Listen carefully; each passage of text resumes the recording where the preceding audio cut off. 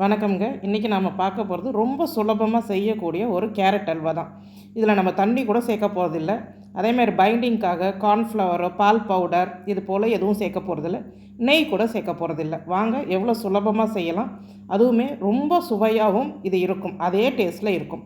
மேலும் நம்ம சேனலில் இது போல் ஊறுகாய் வகைகள், இட்லி பொடி வகைகள், குறிப்பாக பிரண்டை, சுண்டைக்காய், கருவேப்பிலை, முருங்கைக்கீரை இது போல் வைத்து இருக்கக்கூடிய வகைகள், ஹெல்த் மிக்ஸ் பவுடர் டயாபெட்டிஸ் இருக்கிறவங்களுக்கு, அதே மாதிரி பால் குடிக்கும் குழந்தைகளுக்கு இந்த முளைக்கட்டிய ராகி சத்து மாவு இது போன்ற வகைகளை செய்து தருகிறோம். வேணுன்றவங்க இதில் கொடுத்துருக்கிற வாட்ஸ்அப் எண்ணுக்கு தாராளமாக கால் பண்ணி உங்கள் ஆர்டரை ப்ளேஸ் பண்ணலாம். Hello viewers, welcome to காப்பியாஸ் village kitchen. இப்போ பாருங்கள், நான் கொஞ்சம் கேரட் துருவி எடுத்துருக்கிறேன். இது ஒரு கப்பால் மெஷர் பண்ணோம் அப்படின்னு சொன்னால் 2 கப் அளவுக்கு நான் எடுத்துருக்கிறேன். நீங்கள் மெஷரிங் கப்பால் நீங்கள் அளந்தீங்கன்னா கூட ஒரு 2 கப் அளவுக்கு இருக்கும்னு வச்சுக்கோங்க. அந்த அளவுக்கு நான் கேரட் எடுத்துருக்கிறேன். ஏதாவது ஒரு கப்பில் அளந்துக்கோங்க. ஏன்னா வேறு பொருளுங்களை அளக்கிறது கொஞ்சம் ஈஸியாக இருக்கும். அதனால தான் இதில் நம்ம அதிகமாக எந்த பொருளும் சேர்க்க போகிறது இல்லை. தோராயமாக செய்தாலே ரொம்ப சுவையாக தான் இருக்கும். இது போல் பெருசாகவே துருவி எடுத்துக்கிட்டால் போதும். காய்ச்சி ஆற வச்ச பால், அதாவது தண்ணி கலக்காத பால் நான் இப்போ சேர்த்துக்கிறேன். ஒரு 3/4 கப் அளவுக்கு பால் சேர்த்துக்கலாம். இந்த மாதிரி திக்கான பால் சேர்க்கும் போது தான் இதோடைய டேஸ்ட் ரொம்ப நல்லாயிருக்கும். அது டெக்ஸ்சர் நல்ல க்ரீமி டெக்ஸ்சராக வரும். அதனால் தண்ணி கலக்காத பால் சேர்த்துக்கோங்க. இல்லை காய்ச்சாத பால் தான் இருக்குதுன்னா கூட நீங்கள் அதை கூட நேரடியாக சேர்த்துக்கலாம். இப்போ அது நல்லா ஒரு 3-4 விசில் விட்டு எடுத்துருங்க. இப்போ பாருங்கள், அப்படி இருந்தும் ஒரு 1/2 கப்பு பால் கிட்ட அப்படியே தான் இருக்குது. இப்போ இந்த பாலிலேயே இந்த கேரட்டை அப்படியே கொஞ்சம் அந்த கரண்டியாலே கொஞ்சம் கொஞ்சமாக அப்படி மேஷ் பண்ணி இன்னும் ஒரு 5-6 நிமிஷம் அப்படியே வேக விட்டோம்னா அந்த பால் கூட இந்த கேரட் நல்லா அப்படியே சேர்ந்து வேகும். நம்ம என்ன தான் ப்ரெஷர் குக் பண்ணி எடுத்தாலும் இது போல் சேர்ந்து கொஞ்சம் நேரம் வேக விட்டால் தான் பைண்டிங் ஆகும். அதனால தான் நம்ம அதே போல் கொஞ்சம் நேரம் வேக விடுறோம். பாருங்கள், ஒரு 5-6 நிமிஷம் ஆச்சு. நல்லா அந்த பாலெல்லாம் ஓரளவுக்கு இழுத்துருச்சு. இதுக்கு நம்ம சர்க்கரை சேர்த்துக்கலாம். வெள்ளை சர்க்கரை சேர்க்கலாம், இல்லை நாட்டு சர்க்கரை கூட சேர்க்கலாம். நான் வெள்ளை சர்க்கரை தான் சேர்க்குறேன். 1/2 கப் அளவுக்கு சர்க்கரை, 1/2 கப்பு கூட இன்னும் ஒரு ஸ்பூன், ஒரு டேபிள் ஸ்பூன் கூடுதலாக தான் சேர்த்துருக்குறேன். நீங்கள் இனிப்பு குறைவாக சாப்பிட்ற நபராக இருந்தால் கண்டிப்பாக 1/2 கப்பு போல் சேர்த்துக்கோங்க. அது சரியாகவே இருக்கும். நான் கொஞ்சம் கூடுதலாக சேர்த்துருக்குறேன். ஒரே ஒரு பிஞ்ச் உப்பு சேர்த்துக்கலாம். இப்போ இந்த சர்க்கரையை சேர்த்து நல்லா அப்படியே அந்த பால், கேரட்டு, அந்த சர்க்கரை நல்லா மர்ஜ் ஆகிற மாதிரி நம்ம கிண்டி விட்டு இதை ஒரு 5-6 நிமிஷம் அந்த சர்க்கரை கரைஞ்சி தண்ணியாகி மறுபடியுமே அது கெட்டி ஆகணும். அந்த நேரம் வரைக்கும் நாம் விடணும். அதுக்கு ஒரு 5-6 நிமிஷம் தாங்க எடுக்கும். இந்த சர்க்கரை பாகுலேயே கொஞ்சம் நேரம் நீங்கள் அப்படியே விட்டிங்கன்னா அதுவே நல்லா அப்படியே ஜாம் மாதிரி ஆகிடும். பாருங்கள், இந்த அளவுக்கு இப்போ தண்ணி ஆகிடுச்சு. இதுவே அப்படியே கொஞ்சம் நேரம் கெட்டி ஆகிற வரைக்கும் விடணும். இப்போ இதுக்கு ஒரு பைண்டிங் ஏஜென்ட்டுக்காக நான் என்ன பண்ண போகிறேன்னா ஒரு 7-8 முந்திரி எடுத்துருக்கிறேன். பாருங்கள், முந்திரியை சேர்த்து சும்மா அப்படியே ரஃப்பாக நம்ம மிக்சியில் அடித்து எடுத்துகிட்டு வந்துக்கலாம், பொடி மாதிரி. நம்ம இதில் கார்ன்ஃப்ளவரோ இல்லைனா பால் பவுடர் பைண்டிங்காக நம்ம அந்த மாதிரி சேர்ப்போம். ஸோ இப்போ இந்த மாதிரி முந்திரியை நம்ம அரைச்சி சேர்க்கும் போது அது கையில் தொடும் போதே பாருங்கள் ஒரு பால் பவுடரை தொடுற மாதிரி தான் தோணும் இந்த முந்திரியை நீங்கள் அரைக்கும் போது. ஸோ இது ஒரு 3 டேபிள் ஸ்பூன் தாங்க இருக்கும் அளவு. இது போதும் தாராளமாக.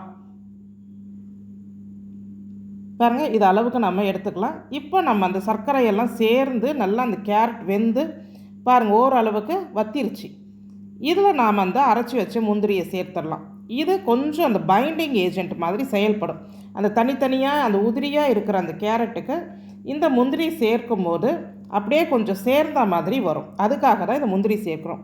இல்லை எனக்கு முந்திரி இல்லை, அதை சேர்க்க முடியாது அப்படின்னு நினைக்கிறவங்க இந்த சர்க்கரை பாகுலேயே இன்னும் கொஞ்சம் நேரம் கூடுதலாக ஒரு 5-6 நிமிஷம் வேக விட்டிங்கன்னா அந்த சர்க்கரை பாகை அப்படியே ஒரு ஜாம் மாதிரி அப்படியே மெல்ட் ஆகி அதுவே நல்ல ஒரு பைண்டிங் ஏஜெண்ட்டாக மாறிடும்.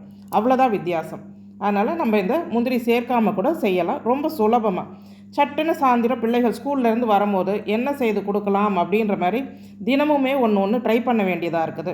அந்த நேரத்தில் நம்ம நிறைய பொருள்களை சேர்த்து செய்கிறத விட இந்த மாதிரி குறைவான பொருள் வச்சு செய்கிறது ரொம்ப சுலபமாக இருக்கும். சாதாரணமாக நிறைய பிள்ளைகள் கேரட்டை துருவி சர்க்கரை போட்டு கொடுத்தாலே சாப்பிட்ருவாங்கங்க. அதனால் இந்த மாதிரி செய்து கொடுக்கும்போது இன்னும் சுவையாக எல்லோரும் சேர்ந்து சாப்பிடலாம். அவ்வளோதான். ஸோ இப்போ அந்த முந்திரி தூளையும் போட்டு நம்ம கிளறியாச்சு.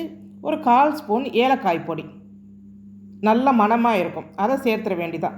இதுக்கு முந்திரி திராட்சை நீங்கள் நெய்யில் வறுத்து போடணுன்னா போடலாம். ஆனால் எப்போவுமே அல்வா பதத்துக்கு நெய்யில் வறுத்து சேர்க்குறத விட மைக்ரோவேவில் அந்த முந்திரியை போட்டுட்டு எடுக்கலாம். ரொம்ப நல்லாயிருக்கும். ஒரு மாதிரி க்ரன்ச்சியாக இருக்கும்போது ரொம்ப நல்லாயிருக்கும். இல்லை வெறுமனே ஒரு வாணலியில் வெறும் முந்திரி அதில் பொடியாக வேணும்னா பொடிசாக முந்திரியை நறுக்கிட்டு வெறும் வானிலையில் அப்படியே சிம்மில் வச்சே வந்து கொஞ்சம் பொரிச்சு எடுத்த மாதிரி எடுத்துகிட்டு போட்டிங்கன்னா இன்னுமே நல்லாயிருக்கும். அவ்வளோதாங்க. நம்ம கிண்ட இன்னும் ஒரு 5 நிமிஷத்தில் அந்த கேரட் அல்வா நல்லா அப்படியே ஒன்று திரண்டு அந்த பாத்திரத்தில் ஒட்டாது, கரண்டிலையும் ஒட்டாதுங்க. நாம் ஏதோ நெய் போட்டு கிண்டின மாதிரியே வந்துடும் பாருங்கள். இந்த அளவுக்கு பக்குவமாக வந்துடும். இதையே நம்ம இன்னும் கொஞ்சம் நல்ல திக்காக வேணும், பீசஸ்லாம் போடணுன்னா இன்னும் கொஞ்சம் நேரம் வச்சு நாம் கிண்டணும். அவ்வளோதான். அந்த சர்க்கரை பாகுபதம் ஆகிற வரைக்கும் செஞ்சோன்னா அது அப்படியே பீஸ் போடுற அளவுக்கு வந்துடும். நாம் அள்ளி சாப்பிட்ற மாதிரி தான் செய்திருக்கிறோம். அதுதான் கேரட் அல்வாக்கு எப்போவுமே அது ஒரு தனி டேஸ்ட் கொடுக்கும். ஒரு க்ரன்ச்சினஸ், மென்று சாப்பிட்ற மாதிரி இருக்கும். நான் வந்து சும்மா ஒரு 7-8 முந்திரியை வெறும் வானலியில் போட்டு அப்படியே வறுத்துக்கிறேன். இந்த மாதிரி அல்வாவை பொறுத்த வரைக்கும் முந்திரியை சும்மா அது மொறுமொறுன்னு மென்று அதை கூட சாப்பிடும் போது சுவை நல்லாவே இருக்கும்.